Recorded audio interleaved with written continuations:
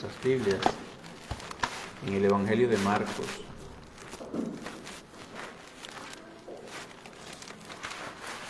Marcos, el capítulo 14.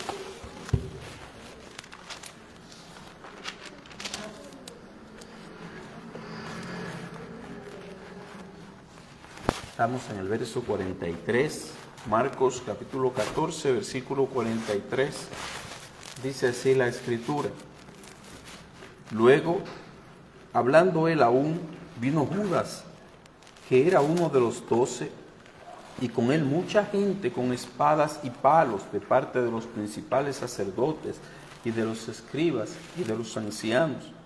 Y el que le entregaba les había dado señal diciendo: Al que yo besare, ese es, prendedle y llevadle con seguridad. Y cuando vino, se acercó luego a él y le dijo: Maestro, maestro, y le besó. Entonces ellos le echaron mano y le prendieron, pero uno de los que estaban allí, sacando la espada, hirió al siervo del sumo sacerdote, cortándole la oreja. Y respondiendo Jesús les dijo: ¿Como contra un ladrón habéis salido con espadas y con palos para prenderme? Cada día estaba con vosotros enseñando en el templo, y no me prendisteis, pero es así para que se cumplan las Escrituras. Entonces todos los discípulos, dejándole, huyeron. Pero cierto joven le seguía, cubierto el cuerpo con una sábana, y le prendieron, mas él, dejando la sábana, huyó desnudo. Amén. Vamos a orar. Padre amante y Dios todopoderoso, Señor, aquí venimos, Padre, a presentarte tu palabra bendita, tu palabra santa, para que tú, por favor, la uses en nuestros corazones, que nosotros podamos ser bendecidos con ella, que tú puedas ser glorificado a través de ver hombres y mujeres que se someten a tu palabra. Señor, háblanos, que aún aquellos que no te conocen, esta pueda ser una oportunidad de que vengan a fe y arrepentimiento. Te lo pido, Señor, en Jesucristo. Amén. La traición consumada, le hemos denominado a esta porción de las Escrituras. Hoy nosotros vamos a estar tratando ese momento, ese acontecimiento cuando el Señor Jesucristo es arrestado. Cada gota, cada paso, cada instrucción de parte del Señor, cada evento en la vida de Él es una enseñanza para nosotros. Cada uno de esos acontecimientos hacemos bien nosotros en prestar atención, en observar qué nos está enseñando el Señor Jesucristo con esto. Como les había expresado, esa última semana del Señor Jesucristo aquí en la tierra ha sido de mucha bendición para mi vida. Es digno de meditar todo lo que el Señor Jesucristo le pasó, le sucedió hasta llegar a la cruz. La historia de la traición y el arresto del Señor Jesucristo es la historia de una traición consumada, es la historia del cumplimiento fiel de las Escrituras, a donde vemos que todos le abandonan y el Señor Jesucristo queda solo, llevando la carga de nuestros pecados. Nosotros veremos en primer lugar la traición ejecutada en los versículos 43 hasta el 46, que voy a leer de nuevo. Dice: Luego, hablando él aún, vino Judas, que era uno de los 12, y con él mucha gente, con espadas y palos de parte de los principales sacerdotes y de los escribas y de los ancianos. Y el que le entregaba les había dado señal diciendo: Al que yo besare, ese es, prendedle y llevadle con seguridad. Y cuando vino, se acercó luego a él y le dijo: Maestro, maestro, y le besó. Entonces ellos le echaron mano y le prendieron. Marcos, el evangelista, nos relata que Judas Iscariote, encabezó una turba, una multitud de personas que fue y se presentó allí al huerto donde estaba el Señor Jesucristo con los 11. La Escritura no esconde hechos como este, Hechos a donde nosotros vemos traición. Especifica el texto que él era uno de los 12. Repito, no lo está escondiendo, que uno de un grupo tan pequeño como 12, había uno que era un traidor. Era ese el que estaba guiando el grupo de personas para que lo apresaran. Todos los evangelios coinciden en señalar este aspecto. El traidor salió de entre los mismos discípulos. Había salido de la cena a donde estaba con el Señor Jesucristo para ponerse de acuerdo con los principales sacerdotes y entregarle a cambio de dinero.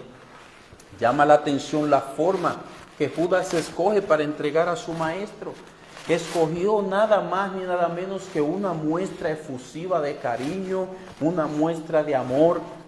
Él le dice a ellos: al que yo besare, versículo 44.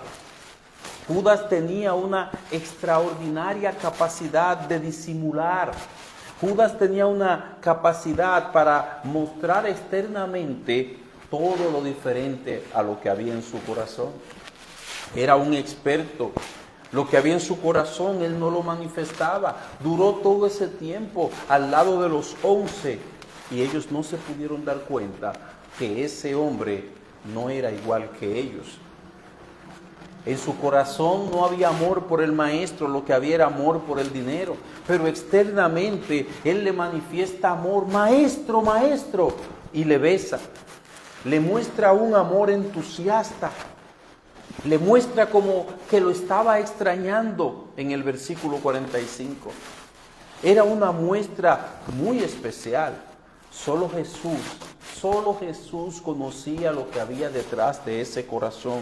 Solo Jesús sabía que en él lo que había era una traición determinada, algo que había permanecido en él, a pesar de que Cristo en su amor le había advertido, a pesar de que el Señor Jesucristo durante la cena le dio oportunidad de que él se arrepintiera, pero él estaba decidido a cambiarle por dinero. El camino de Jesús no era lo que él quería, a fin de cuentas. Él lo que quería era dinero. Como el Señor Jesucristo tenía la apariencia de un judío cualquiera, además recuerde que era de noche, estaba oscuro, esas personas necesitaban que alguien le distinguiera, le señalara, le dijera, le identificara cuál de esos que estaban allí, de esas 12 personas, era el maestro. Judas entonces, con la confianza, al ser uno de los 12, pasa, se acerca a él y le besa.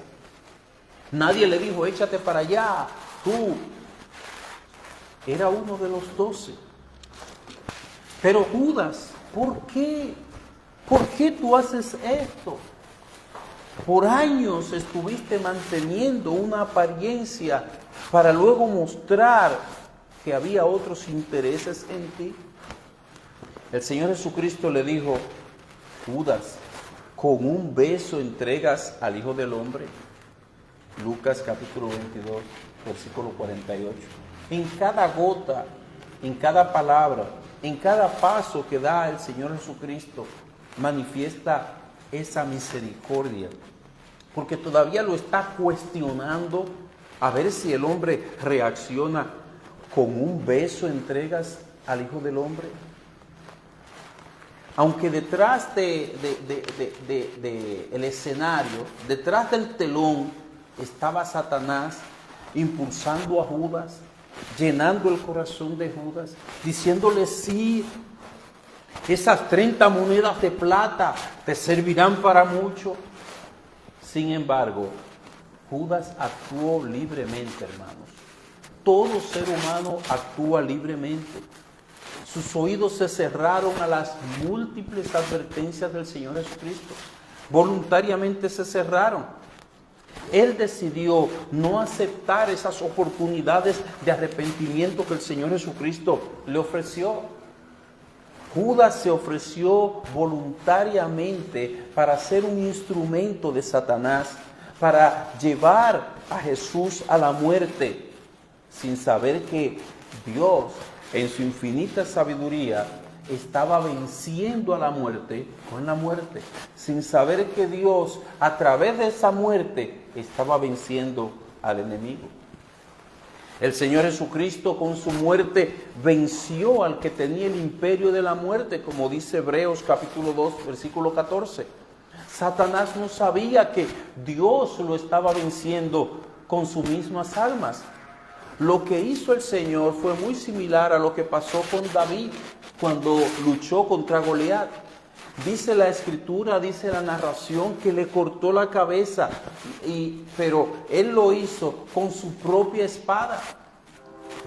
David le cortó la cabeza a Goliat con su propia espada. Asimismo, Cristo venció a Satanás con su propia arma. El arma principal de Satanás, con la que él ha llenado de temor, de horror a las personas, ha sido la muerte. Con la muerte, Cristo venció al enemigo. ¡Qué victoria! ¡Qué sabiduría la de nuestro Dios! Satanás venciendo, creyendo que al llevar a Cristo a la muerte vencía, fue vencido. Él lo había perseguido desde que nació. Herodes lanzó un ataque a través de Herodes, matando a todos los niños de una edad más o menos similar a la que tenía el Señor Jesucristo. Lo persiguió. Cuando dijo, ya te tengo, que pensó que lo tenía con la muerte es que Cristo vence y salva a muchos pecadores, los lleva al cielo. Cristo muriendo fue un vencedor, con su muerte ganó la victoria. Pero con todo eso hay un responsable. Dice el Señor de Judas, bueno le fuera a ese hombre no haber nacido. Versículo 21, un poquito más atrás, cuando él lo estaba profetizando. Bueno le fuera a ese hombre no haber nacido, en el mismo capítulo 14, verso 21.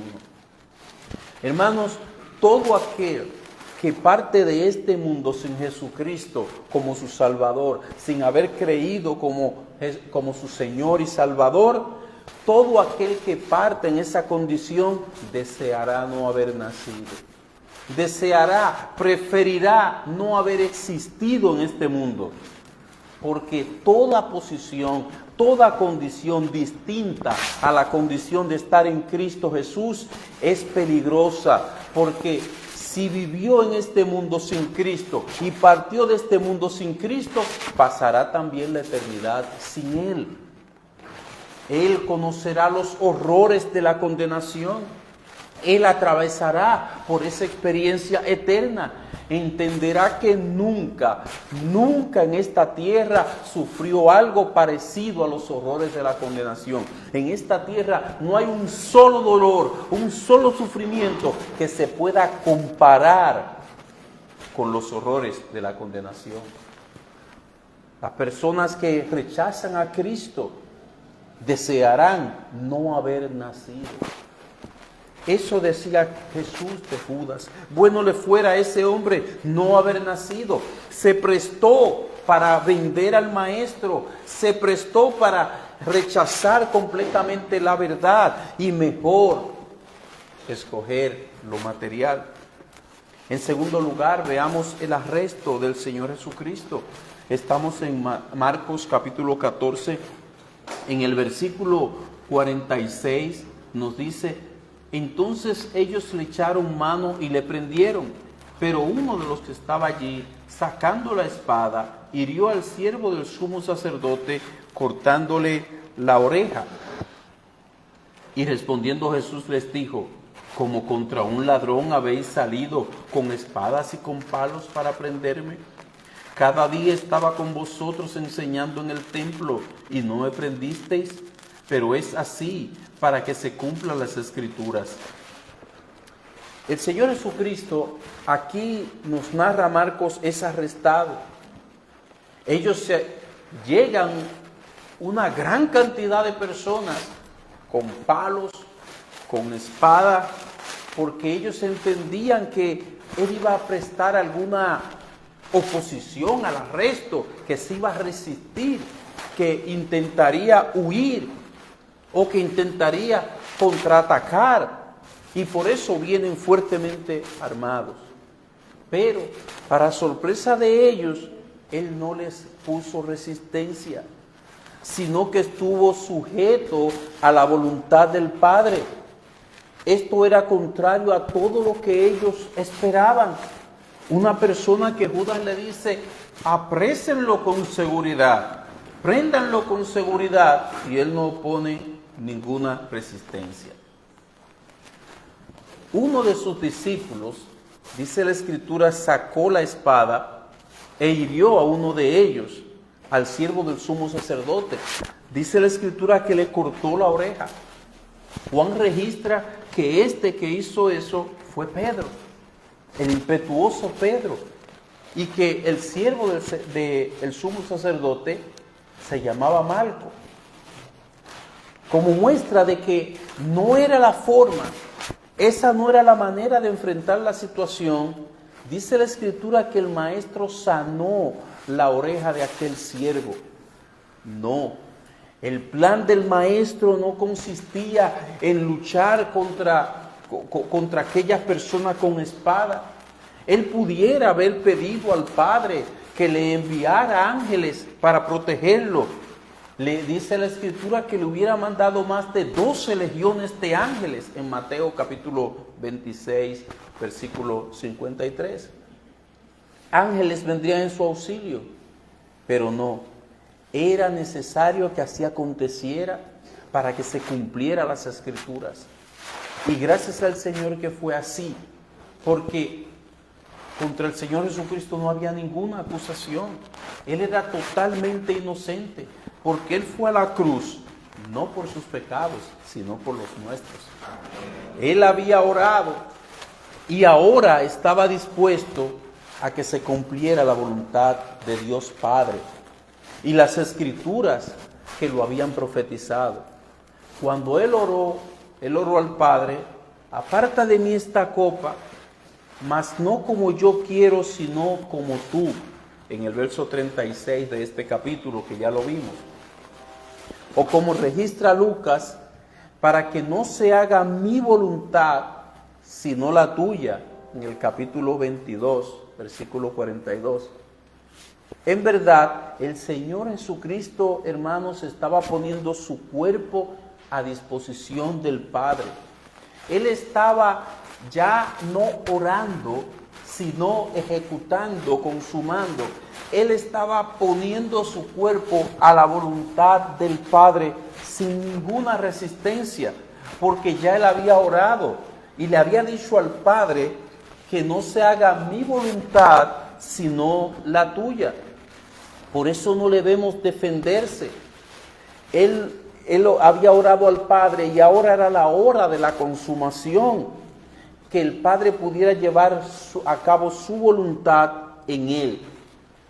Hermanos, Cristo es un siervo. Yo decía, aquí tenemos un traidor, un siervo y 11 discípulos cobardes.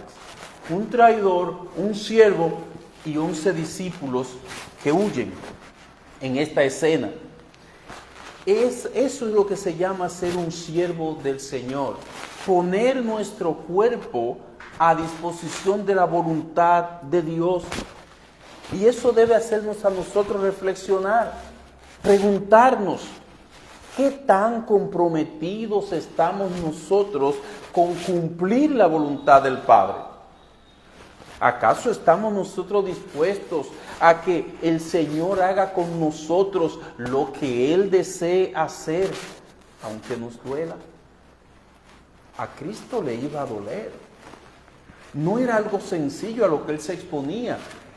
El Señor Jesucristo, dice la tradición, que su cuerpo, su rostro quedó totalmente desfigurado por los golpes. Lo que Él sufrió, nosotros no nos lo podemos imaginar, porque no quedó parte en su cuerpo que no fuera golpeada, burlada, escupida y finalmente colgada en una cruz. Esa era la voluntad de Dios, que Él llevara todos los golpes que nosotros merecíamos. Esa era la voluntad de Dios, que Él llevara toda la ira de Dios sobre su cuerpo. La pregunta es, ¿estamos dispuestos a que el Señor haga con nosotros lo que Él desee, aunque nos duela? Experimentar la voluntad de Dios muchas veces duele.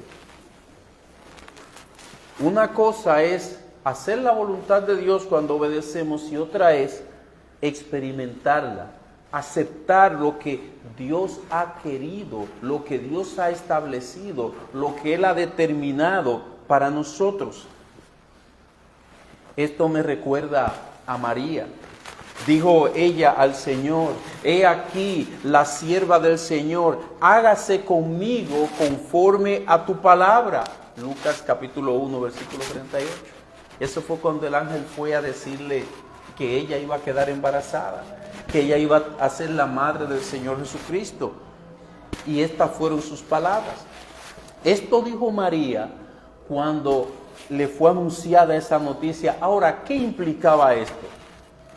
Todo esto implicaba que ella iba a quedar embarazada, ella no iba a poder explicar, teniendo ella su prometido, ella no iba a poder explicar a su prometido qué era lo que estaba pasando, porque era del Espíritu Santo, ya ustedes saben la historia.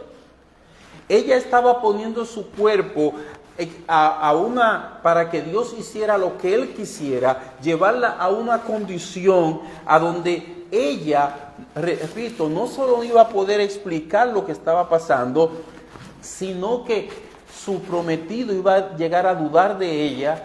Todas las personas y los familiares iban a llegar a dudar de su honor, de su pureza. Ella podría ser apedreada por la sociedad judía, tildándola de adúltera. Sin embargo, ella se expuso a todo eso. Sus palabras fueron: hágase conmigo conforme a tu palabra. Nosotros leemos eso rápido, pero no nos percatamos de todo lo que eso implicaba para una joven virgen en una sociedad judía. Que de momento la vieran embarazada y ella no podía, porque todavía los teólogos no pueden explicar el milagro de la encarnación del Señor Jesucristo. Y si ella se lo decía, nadie se lo iba a creer. Ojalá ninguna persona se arriesgue a decir que está embarazada y que es del Espíritu Santo. Hermanos, esto es ser un siervo. Esto es ser una sierva del Señor. Es poner nuestro cuerpo para que el Señor haga su voluntad en nuestras vidas. Es estar dispuestos a que Él disponga de nosotros.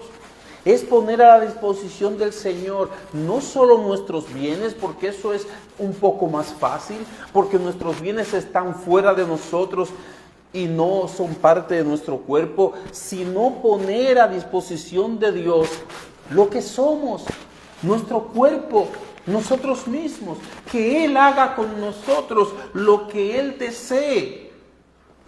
Y como era en este caso, en el caso del Señor Jesucristo, la voluntad de Dios era que ese cuerpo, el de Cristo, fuera sometido a muchos dolores, llegara a la muerte, que recibiera la vergüenza, que recibiera la ira de Dios el Padre, siendo Él inocente por nosotros. Esa era la voluntad de Dios.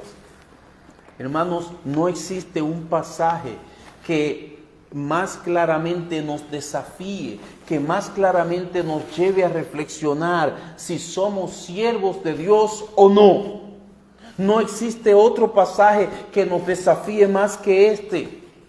Si estamos dispuestos a hacer la voluntad de Dios en nuestras vidas, o todavía nosotros estamos queriendo salvar nuestra propia vida, mantenerla, preservarla, cuidar nuestra propia vida más que todo.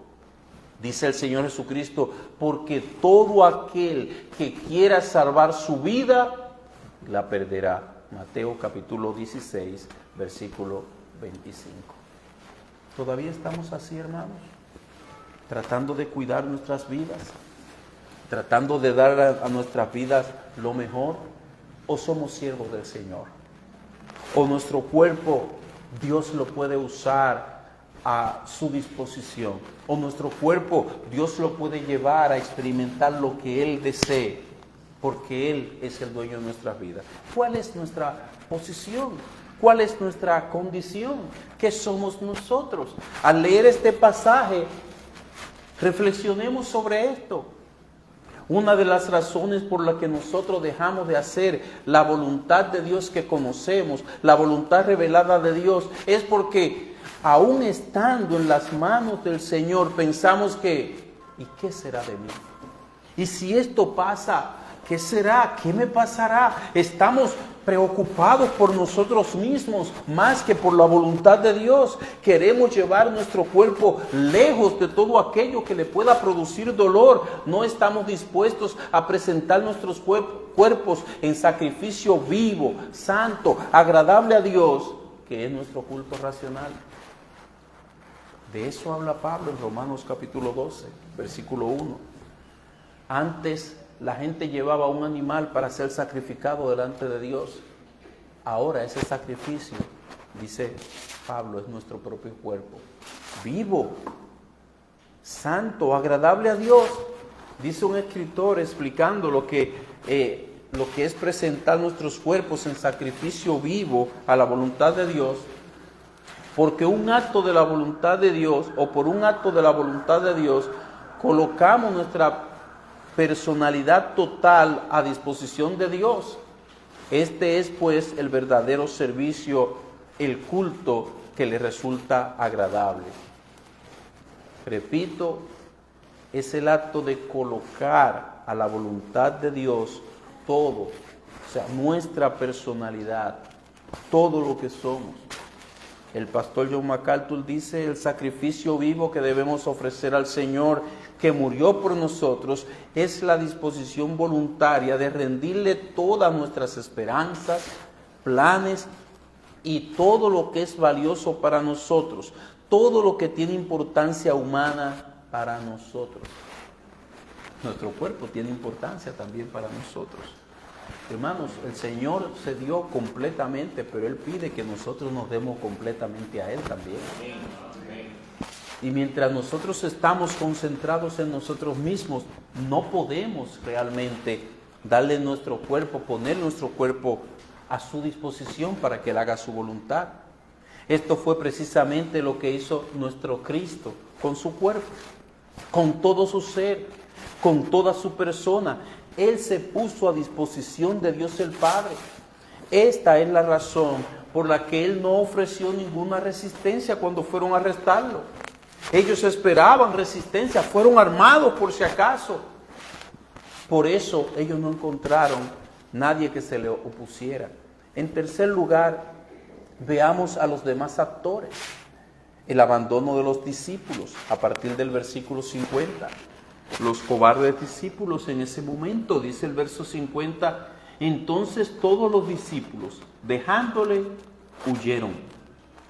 Pero cierto joven le seguía, cubierto el cuerpo con una sábana, y le prendieron. Mas él, dejando la sábana, huyó desnudo. La profecía del Antiguo Testamento tuvo un fiel cumplimiento.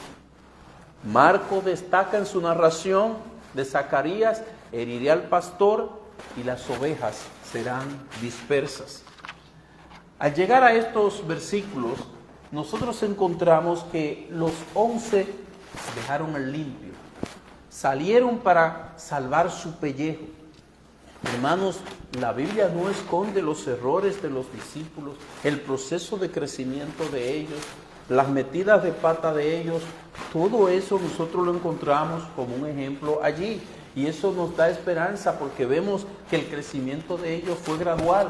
La entrega de ellos al Señor Jesucristo fue cada vez más clara, más evidente, hasta llegar a entregar sus propias vidas. Pero vemos aquí qué manera de enfrentar la hora de la prueba. El Señor Jesucristo se lo había advertido, ya la hora ha llegado. Continuamente, digo continuo porque 3 ocasiones el Señor Jesucristo se detuvo en sus oraciones para ir a ver cómo estaban ellos. Y ya ustedes saben la historia, ellos estaban dormidos. ¿Qué manera de enfrentar la hora de la prueba? Qué valientes se oían ellos. cuando hablaban delante del Señor Jesucristo. Dice el versículo 31 de este mismo capítulo 14. Mas él, hablando de Pedro, con mayor insistencia decía: si me fuera necesario morir contigo, no te negaré. También todos decían lo mismo. Qué valientes se oían ahí. Como dijimos en aquella ocasión, la disposición de Pedro y de los discípulos era buena. Era una disposición sincera. Ojalá tuviéramos nosotros la disposición de dejarlo todo por Cristo, de sufrir todo por Cristo, de morir por Cristo, pero no dejarle, no separarnos de Él, no sustituirlo por algo de este mundo, ni por algún ídolo que robe el corazón. Ojalá. Cuán grato es al oído cuando uno oye a cristianos hacer votos de fidelidad a Cristo. Hermanos, no es malo lo que Pedro estaba diciendo. No es malo lo que los discípulos estaban diciendo. Cuán grato es al corazón cuando creyentes hablan de su disposición a serle fieles a Cristo. Cuántas gracias al Señor nosotros damos cuando escuchamos de cristianos que lo han perdido todo por causa de Cristo y que aún permanecen fieles a Él. Antes de venir para acá estaba mirando los países perseguidos, cómo personas han perdido familiares por Cristo, porque lo han masacrado por causa de su profesión de fe, pero ellos permanecen. Veía a una familia, una madre con sus 2 hijas orando y el esposo lo mataron por proclamar al Señor Jesucristo. Eso es glorioso. Esa es una bendición cuando oímos a personas decididos al seguir a Cristo. No importa lo que pase, deciden permanecer fieles a Cristo. Todo esto regocija el alma, todo esto agrada a Dios. Entonces, ¿dónde estuvo el problema?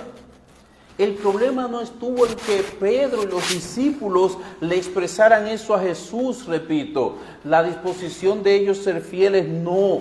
El problema estaba en que fue una reacción de Pedro y de los discípulos de autoconfianza, ese yo puedo, de altivez, de soberbia, de un creer que yo sí soy capaz, que yo sí puedo. Estas razones nosotros las vimos cuando estudiamos el pasaje.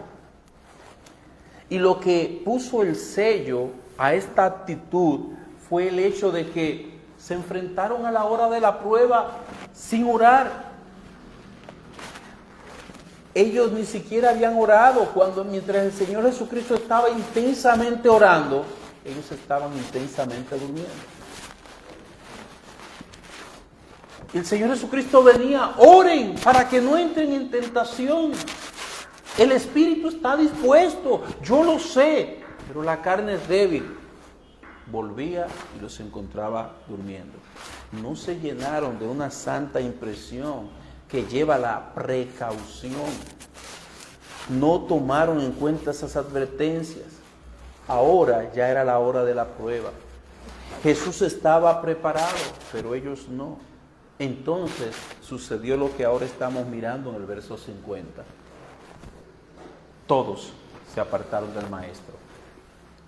Los últimos momentos de la vida terrenal del Señor Jesucristo estuvo rodeada de esos 2 elementos: traición y abandono. Traición de parte de Judas, abandono por parte de los demás discípulos, sus más cercanos, a quienes Él le dio todo, en quienes invirtió tiempo, energía, a quienes enseñó, instruyó, le dio la palabra, como usted lo quiera llamar, a quienes Él le mostró amor y un sinnúmero de cosas más. Ahora uno lo traiciona y lo entrega, y los demás lo abandonan. ¿Qué cuadro está viviendo el Señor Jesucristo? Pero gracias al Señor Jesucristo, porque Él perdona y restaura, los restauró. Ellos volvieron a seguirle. Ellos volvieron a hacer votos, a tomar la resolución de continuar adelante, porque no creo que nosotros realmente podríamos estar si el Señor Jesucristo fuera diferente. Él restaura. Nosotros si estuviésemos en esa situación con el Señor, yo no creo, hermano, que nos comportaríamos de una manera distinta.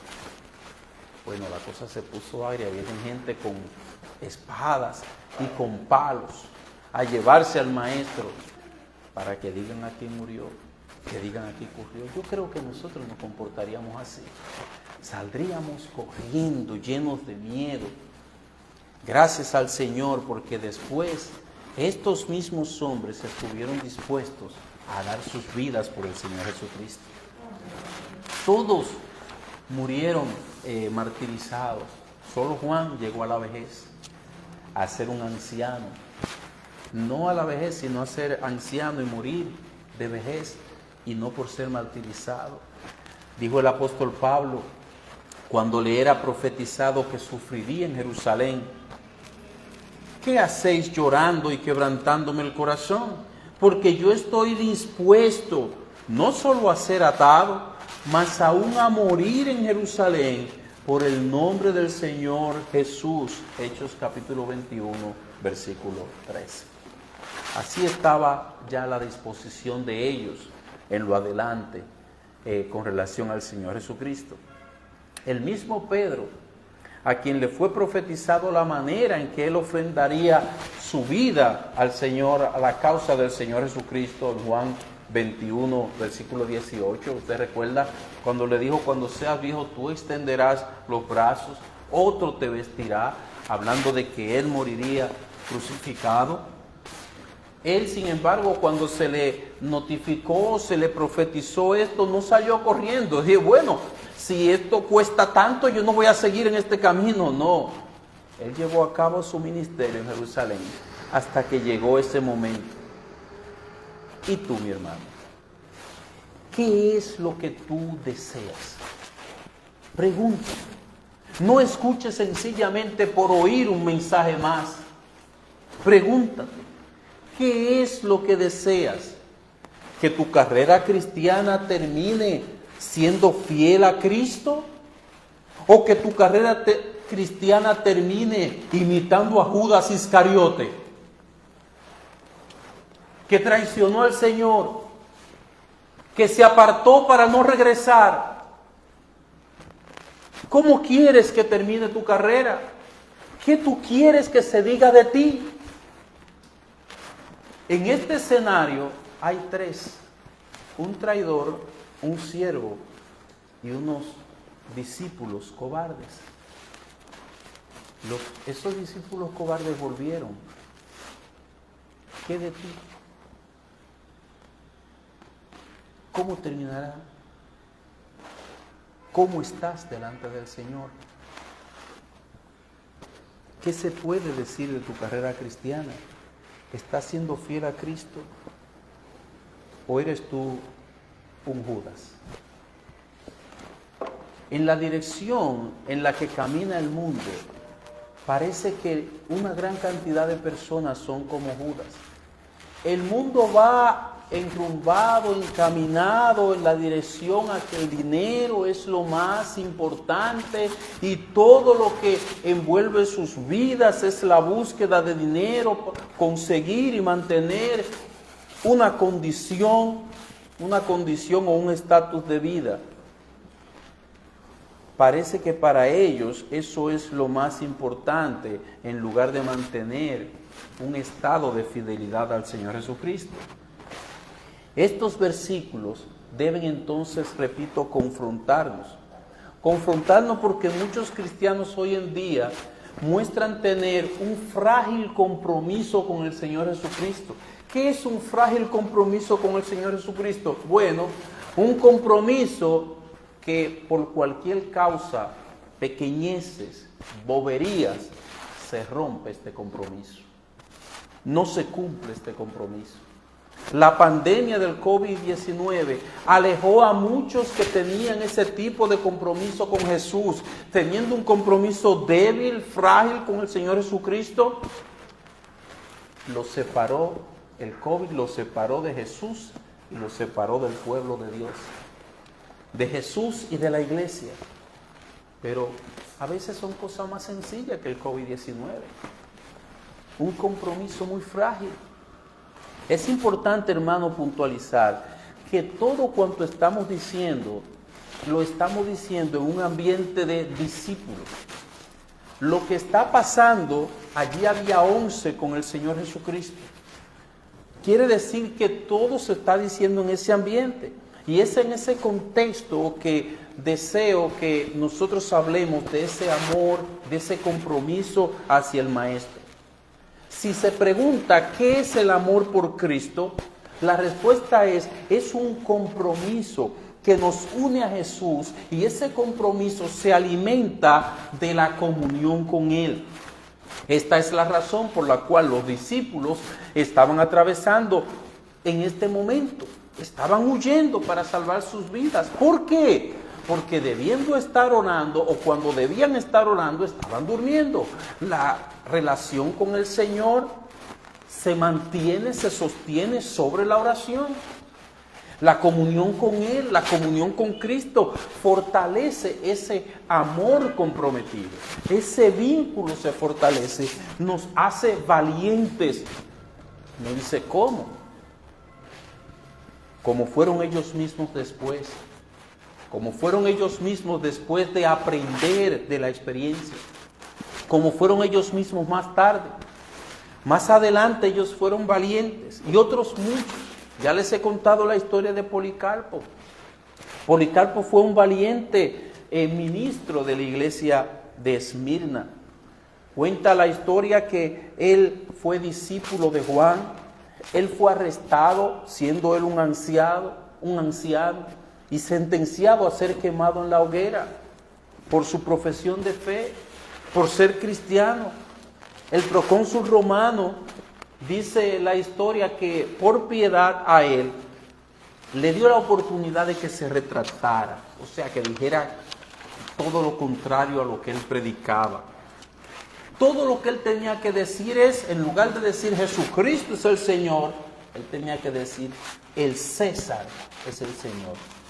Solo eso, y salvaba su vida. Esa era la oportunidad que se le estaba dando.